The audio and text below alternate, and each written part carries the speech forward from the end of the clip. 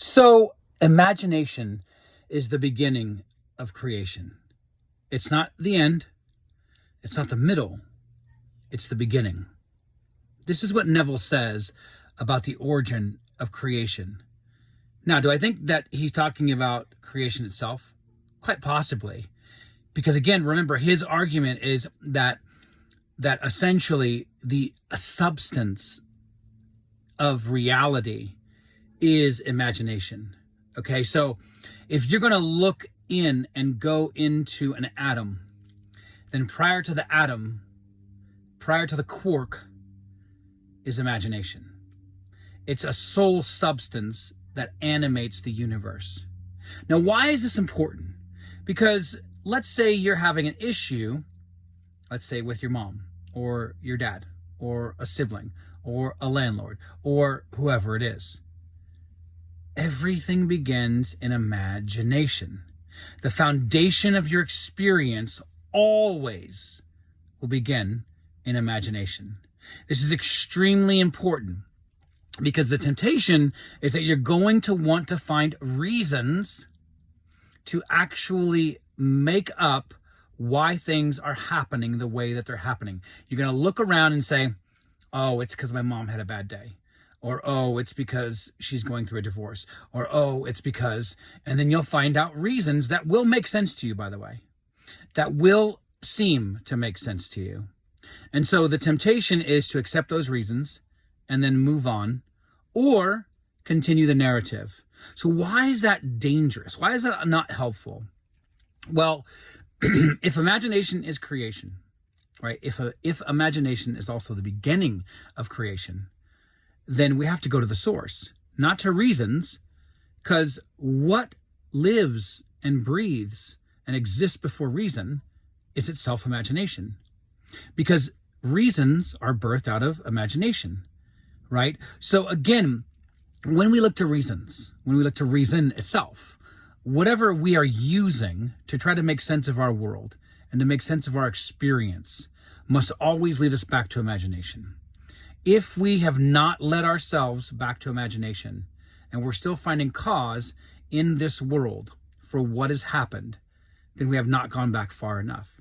And so we must continue the journey to ensure that we always lead whatever the issues are that we're trying to change back to imagination, back to meaning, back to interpretation, back to perception. Okay? So it would be like saying perception is our reality. Perception is the substance of creation. If creation itself had hands, it would be made of imagination. So please keep this in mind as you go into your imagination, that this is the substance cause of reality itself. That's the power that you have. That's the power that you tap into every time that you use imagination. And I guarantee you're using it 24/7. And I mean that literally. That's not a metaphor for 24/7. You're literally using it every second of every day. You're giving meaning to something. Now that meaning is also a form of interpretation, but that interpretation also is the birthplace of response. Okay, meaning if I think that there is something wrong with my mom and she's going through something and she's mistreating me, then I'm going to try to find a reason, and that reason is I think she's having a bad day. Whatever it is, rather than I have a conversation that I've held within my mind about how my mom treats me. Or I might have a general idea or even a value system that says parents aren't great, right? And so then you can go general with your beliefs, or you can go specific. That's for the next video. But what I want to encourage you to remember is that imagination is the cause substance of all of creation. You always have to go back there. Do not look for reasons, or no matter how much they make sense. And do not think that those reasons have the highest of authority. They don't. Your imagination does.